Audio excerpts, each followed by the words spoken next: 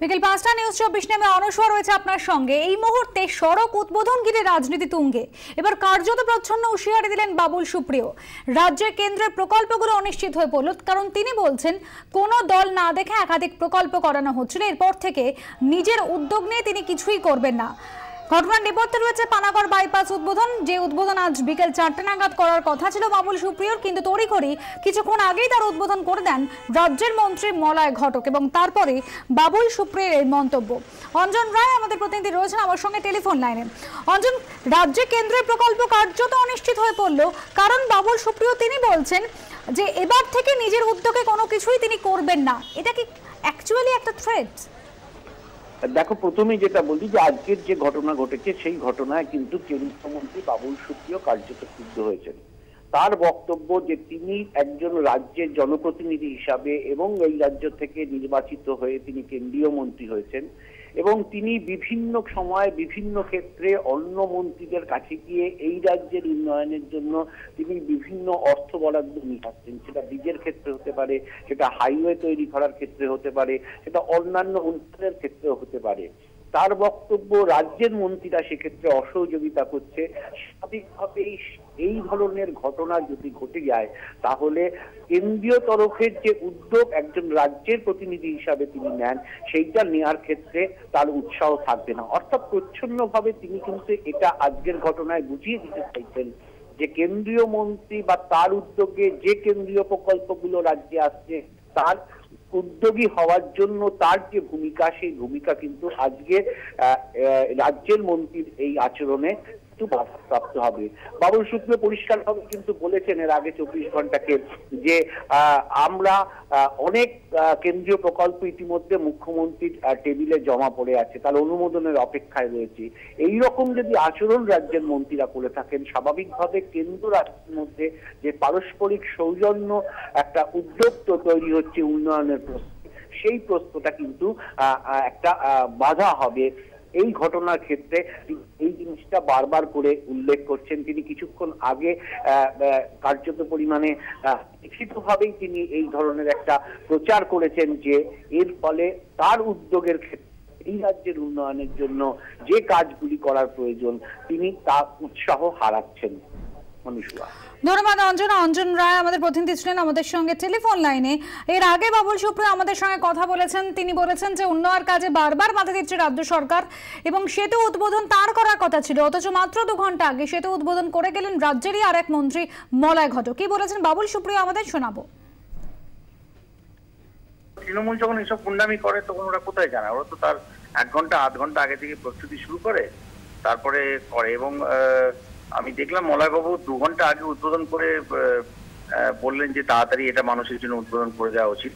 আমি খুব খুশি যে ২ ঘন্টা আগে উনি উদ্বোধন করেছিলেন। তবে এটা উনি ঠিক করেছেন কি ভুল করেছেন সেটা ওনার নিজস্ব ভদ্রতাবোধ, রাজনৈতিক শিষ্টাচার, গভর্নমেন্ট পজিশনে থাকার যে একটা ডিগনিটি, উনিও তো মন্ত্রী, ওনার পজিশনে থাকার ডিগনিটি সবকিছুর উপর ডিপেন্ড করছে। কারণ ওটা নিয়ে আমি কিছু বলবো না। আর আমি আমার ডিগনিটি অনুযায়ী আমি ৪টের সময় যেরকম প্রোগ্রাম সেরকম ৪টের সময় আমি ওখানে আমার মতো করে, আমি তো কেন্দ্রীয় সরকারের প্রতিনিধি হিসেবে আমি ৪টের সময় এখন উদ্বোধন করব।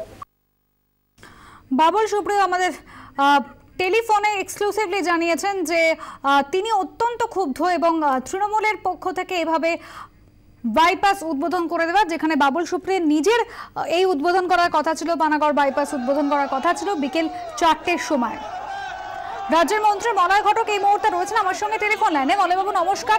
কার্যত এই সড়ক উদ্বোধন নিয়ে রাজনীতি তুঙ্গে উঠেছে মলয়বাবু। বাবুল সুপ্রিয় তিনি বলছেন যেহেতু আপনারা গিয়ে আজ ২ ঘন্টা আগে এই বাইপাস উদ্বোধন করে দিয়েছেন, এরপর থেকে তিনি নিজে উদ্যোগ নিয়ে আর কোনো কেন্দ্রীয় প্রকল্প এই রাজ্যে অন্তত করবেন না। কি বলবেন?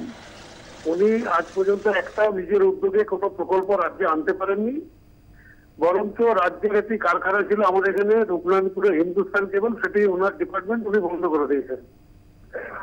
উনি যে উদ্বোধনের কথা বলছেন, আজকে যে উদ্বোধন এই মানে আমাদের ন্যাশনাল হাইওয়ে, এটা 10 বছর আগেকার প্রজেক্ট, তখন উনি এমপি বা মন্ত্রী কিছুই ছিলেন না।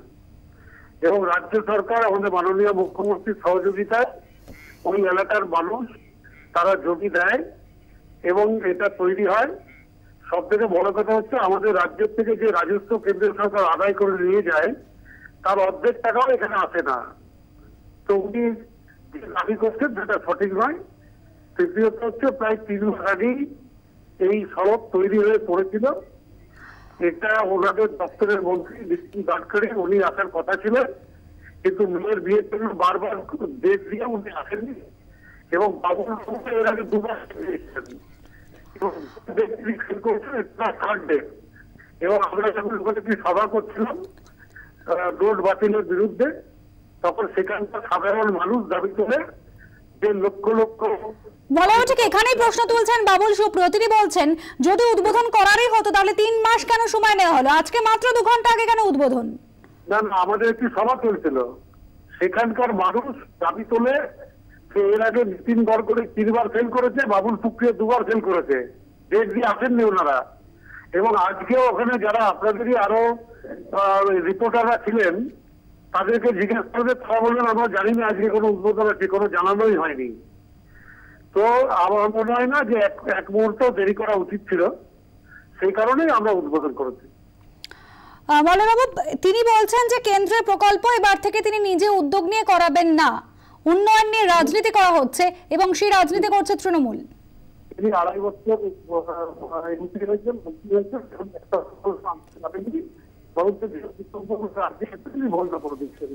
হিন্দুস্তান কেবল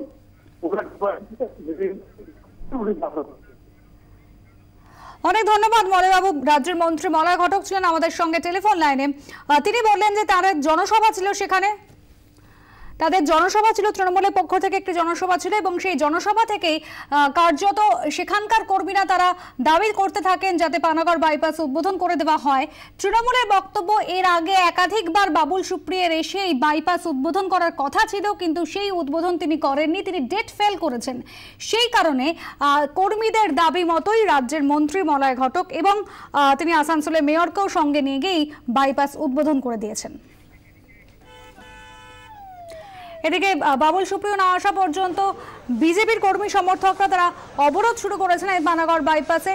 তাদের বক্তব্য বাবুল সুপ্রিয় আসবেন, উদ্বোধন করবেন, তারপরেই এখানে যান চলাচল হবে। বিজেপি কর্মীদের পক্ষ থেকে এরকমই বলা হচ্ছে।